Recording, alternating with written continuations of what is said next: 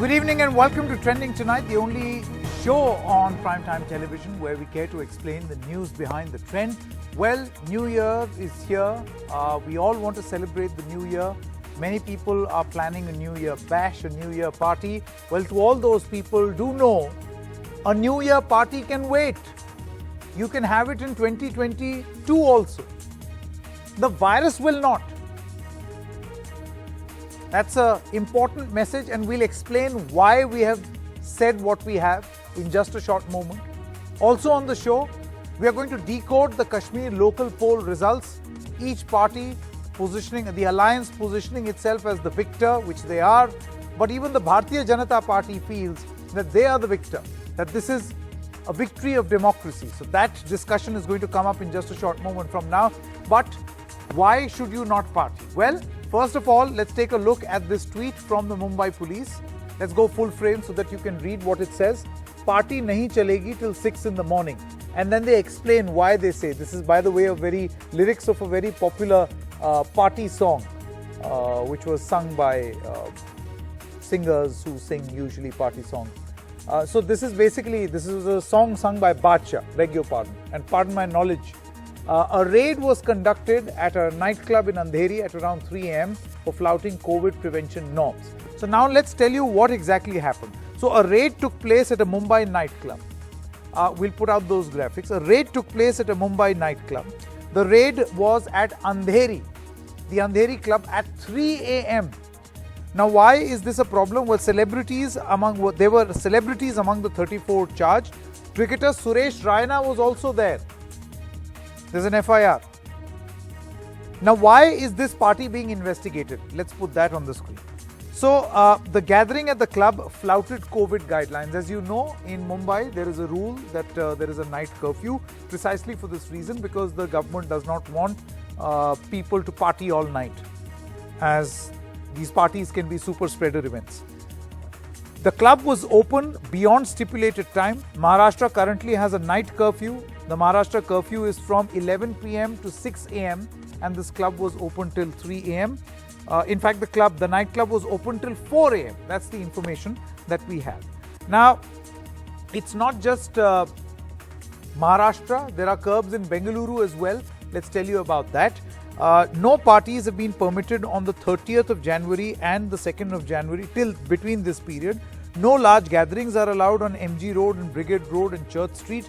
Advisory to prevent shaking hands and hugging, and dining permitted with social distancing measures. So these are the efforts that have been taken in 2 of these cities. But what about the rest? To all those people who want to party all night on the 31st of December, do realize that this is an unusual circumstance, an unusual situation. We have a virus which wants to party. Now, do you want to party with the virus? Think about it. Let me introduce our guest, Dr. Hemant Deshmukh, Dean of the KEM Hospital, and Dilip Cherian is an image guru. Thank you very much for joining us. I want to come to you, Dr. Deshmukh, first.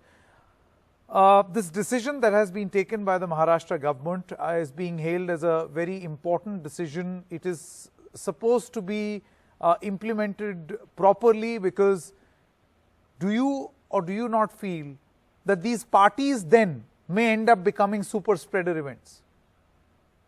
Very true.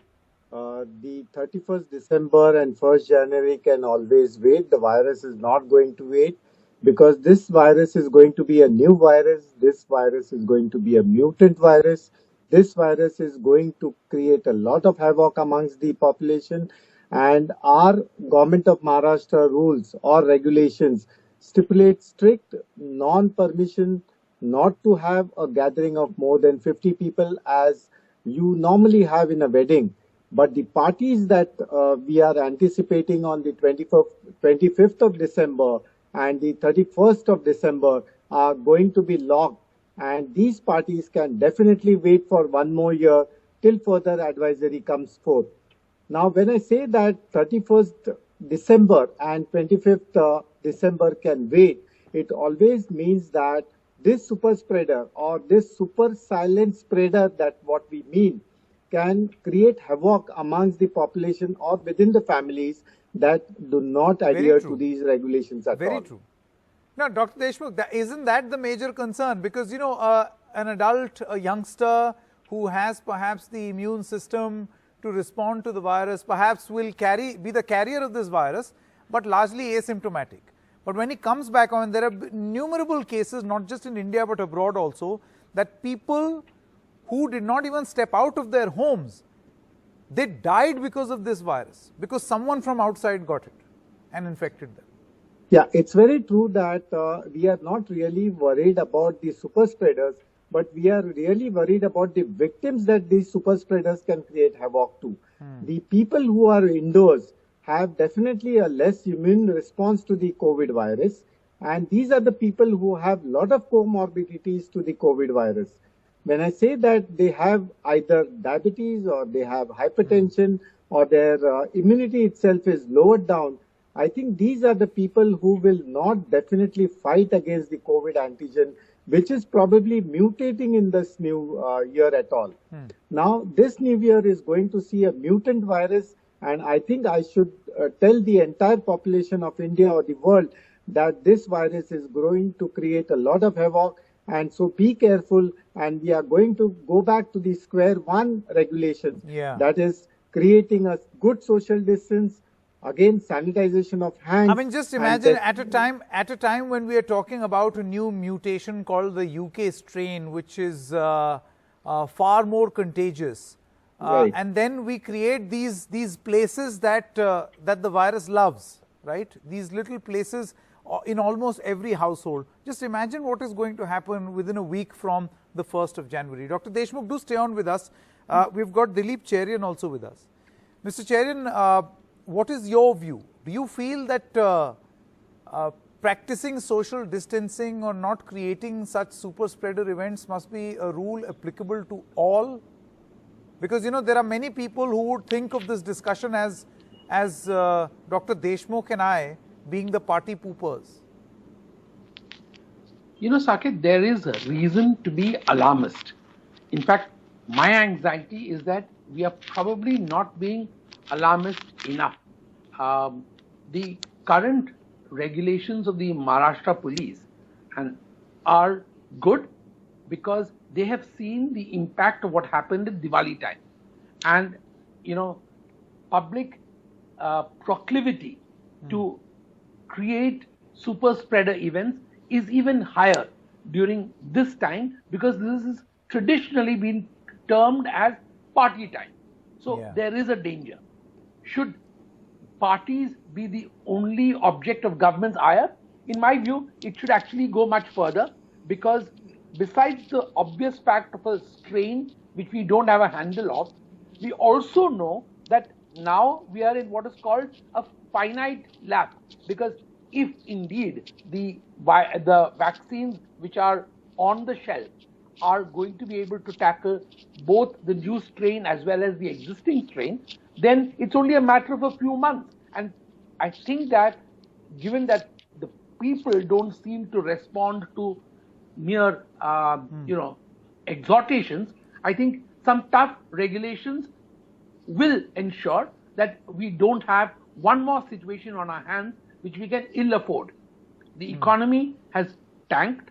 You've seen what happened to the stock market as a result of just the anxiety about the new strain. And, you know, even though it did come back up, the fact remains that we are in a situation where we cannot afford either an economic shock or the shock to the entire medical system if there is one more wave of infection. Correct. And prevention is definitely better than cure, particularly in this context. All right. And cheaper. All right. Dilip Cherian as well as Dr. Deshmukh, thank you so much to the two of you for joining us. I hope your good advice will be heard by all those who are planning to party on the 25th as well as the 31st. Thank you so much. All right. Story number 2 right here on Trending Tonight. The decision of the people of Kashmir in an election, the first big election that has been held. In fact, the first election since the abrogation of Article 370. So first, let's tell you the backdrop of these results.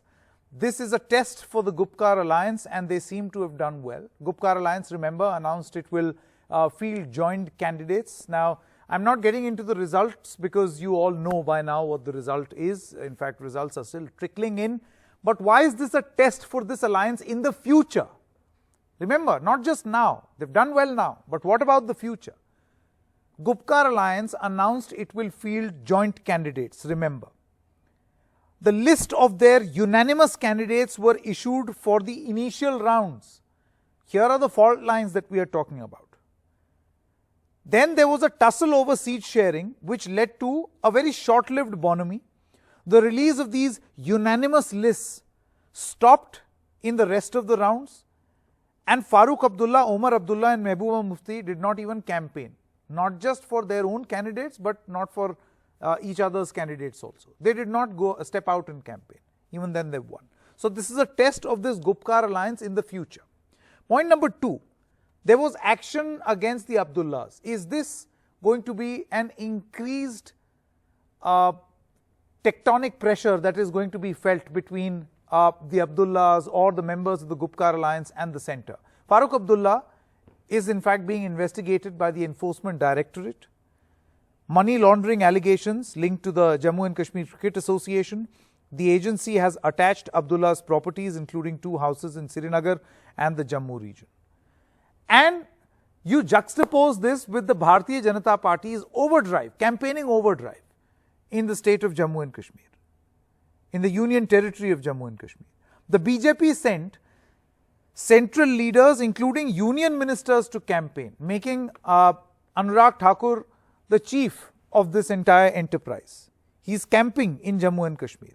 There was Anurag Thakur and Shehnawaz Hussain who have been given the task, going round and round campaigning. So on one hand you have no campaign and agencies, enforcement directorate behind certain political leaders, and on the other hand you've got, many people would say, an undue advantage to a political dispensation where they're going about campaigning. But the point is that even the BJP, you look at the performance. Let's quickly put up the numbers on the screen. So this is the first election in J&K since the special status was scrapped.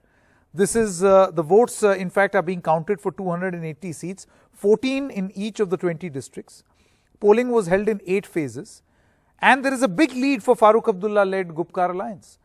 Those latest numbers on your screen right now, where the alliance of the NCP and the PDP and 5 others, let's quickly see what the numbers are, because these numbers are also updating.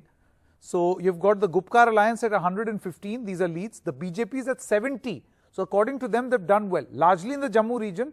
But if you put the Gupkar alliance and Congress together, they're comfortable. Now, is this a referendum on the decision that was taken to abrogate Article 370? Because that's exactly what Omar Abdullah seems to be saying. Let's listen in to what Omar Abdullah had to say in this exclusive. Shame on the BJP. This is the same BJP who yesterday used the police to detain more than 80 political workers belonging to the People's Alliance. And these are numbers from the J&K police, not my own. This is the same BJP that has used its agencies during the campaign period to mount a vicious campaign against the leaders of the People's Alliance. This is the same BJP that was this is the same BJP that was calling the National Conference and the PDP undemocratic parties. Now suddenly these people are saying this is a victory for democracy. Where was democracy on the 5th of August? Where was democracy when you used our campaigning and getting people to vote as the reason to slap PSA detention on us? Now suddenly this is a victory against Pakistan. But you were calling us Pakistani all this while. Nobody forgets the sort of vicious and unnecessary campaign that you launched. So don't make this about a victory of democracy, because if you really want democracy to win, then you have to accept the verdict of the people. All right, Tanveer Sadiq, spokesperson of the National Conference, is now with us. Tanveer Sadiq, how exactly should these results be read? Because you see a BJP which is also leading on 70. They are celebrating this as a victory for democracy. Well, first of all, Sanket, there's one thing important that we all need to understand is that out of 20 districts that went to poll, 13 districts, we will make our chairmen in almost 13, 14 districts. BJP will only go for another 5 districts, and 2 is still undecided. So how could it be a victory for BJP? Now, like Mr. Abdullah said, if you really want this to be a win-win situation for democracy, then you need to understand what the people want. Because we were not the ones who were going around and shouting from the rooftops, talking about that this is a referendum about what happened last year on August 5. But it was BJP. Now, if the people, the people have demolished the narrative that Kashmiris were happy post August 5 with the BJP. The PAGD chose the path of democracy to convey a message and disapproval to what happened on August 5, and people overwhelmingly stamped that stand. What more do you need? This is the voice of the people. The sooner they understand, the better it is for the BJP to understand that people are not, and people were never in support of what they did on August 5 last year. No, while the BJP calls this a victory of democracy, which is the way they are trying to explain their 70, why do you think that this is, in a sense, the people's message against the decision that was taken on the 5th of August? First of all, BJP is number 2. Even if you see if you even dissect the whole PAGD, the national conference is at number 1. So the PAGD came into being with an agenda in their mind, and elections were not a part of what the Gupta declaration stood for. But when elections were put, a lot of people thought that we will boycott. We had an option of boycotting. We did not. We decided to go towards the path of democracy. And like I said earlier, we chose the path of democracy, and this is the way we fought it. And we fought because people wanted that whatever happened on August 5 was wrong. Well, now, if BJP is claiming that it's a victory of democracy, then it's a victory of democracy for the PAGD, which wants a certain thing. But it'll and be that very is what the interesting to BJP see, needs to Tanveer understand. Sadiq, before I leave, I just want to say it'll be very interesting to see whether you can keep this Mahagathbandhan of sorts together, because already there is a lot of murmurs of discontent within this new alliance that you have created. Tanveer Sadiq, many thanks for joining us on this broadcast. All right, so the Prime Minister today addressed the centenary function of the Aligarh Muslim University, a number of messages, crucial messages, where he says that the nation's goals are above ideological differences. Was this a message to AMU, or was this a message in general? He says some elements will try to spread negativity, but these elements are going to eventually shrink because of the manner in which they operate. The space of vested interest is going to shrink. What do people make of the Prime Minister's speech to the Aligarh Muslim University? How is this being received? I have with me a very special guest, former Vice Chancellor of this very university, very prestigious university, Lieutenant General Zameeruddin Shah. Thank you so much for joining us, sir. Lieutenant General Shah, how do you rate, or what is your assessment of the Prime Minister's speech? Well, I think it was a very positive development. After all the negativity which has been thrown at AMU by the social media and others, the social media is full of negative messages about AMU, wrong notions. People have wrong notions about the great seat of learning. And I do hope that the message of the Prime Minister does convey that really AMU it reflects what India is all about. I think it was a very, very strong and powerful message, and I do hope it is a balm applied to negativity. Will it do so? Do you think that the requisite purpose, or has he set the ball rolling and then eventually it's for other people to take the cue? Of course, it is for all positive-minded people to take the correct message.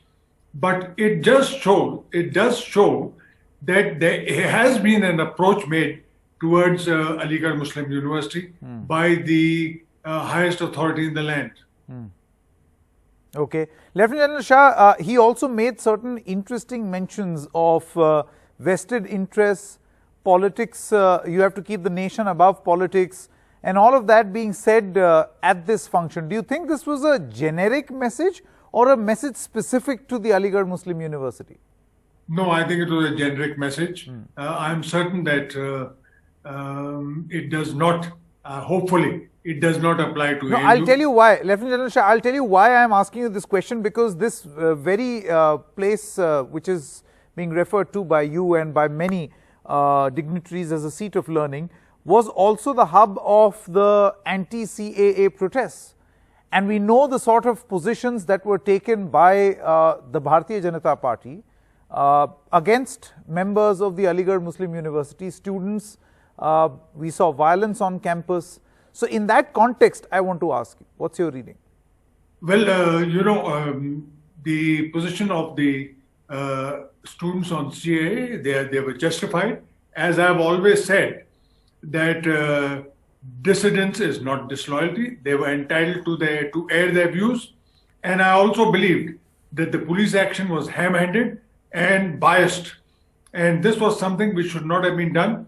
But I must say that we are looking at a fresh, hopefully the misconceptions about the university have been have evaporated by the Prime Minister's message. So you're saying that this is a positive message if people take the cue. Now, Lieutenant General Shah, my final question to you. The Prime Minister, while referring to AMU as mini India, also gave a suggestion or had a request where he said that there is a dual responsibility on Aligarh Muslim University. One is to impart education, be that seat of learning, and number two, to all the foreign students who study on campus, who study in that university, they should not get a negative image of the country. So, because they spend their time on campus, they spend their time in the university, and this becomes a responsibility of the university to make sure that these students carry the right impression of India. Yes, I've had chance to meet these students, foreign students who have studied at AMU. And let me tell you that they are brand ambassadors of our country. After they have studied at AMU, they go back with the right inputs. They are ambassadors and in their home countries. So I think what he said was right. The foreign students, there are more than 1,000 of them from West Asia and Southeast Asia. They convey the character of AMU, which is really the character of the country. I think my final question, I think the context in which this comment was being made, Lieutenant General Shah, and correct me if you think I'm wrong, was that these students are going to carry for them what they see and observe in AMU is going to be their impression of India. And thus it becomes the responsibility of the Aligarh Muslim University to ensure that there is a positive image of the country abroad. As a message, it's spectacular. But do you think that there is a message for AMU as well? For the protesters in AMU as well? Well, I would say that... For the dissent in AMU? There will always be dissent.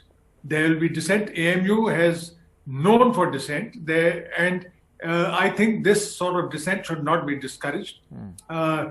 What the students from abroad are carrying forward is that India is a living democracy. It permits, hopefully, it permits differing views, it permits freedom of speech. These are the things which we want to imbibe in our students, and this is what we hope that foreign students carry with them when they return back to their home countries. All right, Lieutenant General Shah, many thanks for joining us. All in all, a very positive message, and you feel that this has started a process, perhaps has a soothing effect. Will this actually transpire or move to the next level and make a positive difference? Remains. I would like to add one more thing. Sure, Lieutenant General Shah. You have the time. Yeah. I think this was the golden opportunity for the university to project the problems to the Prime Minister. When the entire world is viewing this ceremony, I think it was a chance missed. The problems of the university are genuine.